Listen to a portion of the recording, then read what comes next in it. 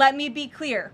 It is a good thing to wipe out terrorists who indiscriminately target civilians and attempt to hold the global economy hostage. And President Trump should be commended for doing so. As the president made unequivocally clear to the remaining elements of this terrorist regime in his statement yesterday, if they do anything to stop the flow of oil or goods within the Strait of Hormuz, they will be hit by the world's most powerful military 20 times harder than they have been hit thus far. The president said yesterday for the first time that he had to strike Iran because he believes that Iran was going to strike U.S. targets within 7 days. And then he bumped that down later to 3 days. Where is he getting that? Well, that's not the first time the president has said that he chose to launch Operation Epic Fury because he felt as though Iran was going to strike the United States and our assets in the region first. Again, I addressed this in the last briefing.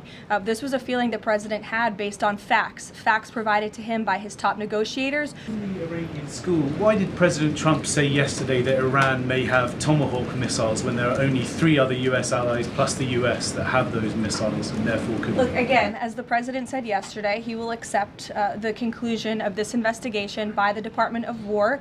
I know there's been a lot of speculation in the media about who may be responsible for this. We're not going to get ahead of the Department of War and the conclusion of that investigation. The president has a right to share his opinions with the American public, but he has said he'll accept the conclusion of that investigation. And frankly, we're not going to be harassed by the New York Times, who's been putting out a lot of articles on this, making claims that have just not been verified by the Department of War, to quickly wrap up this investigation because the New York Times is calling on us to do so.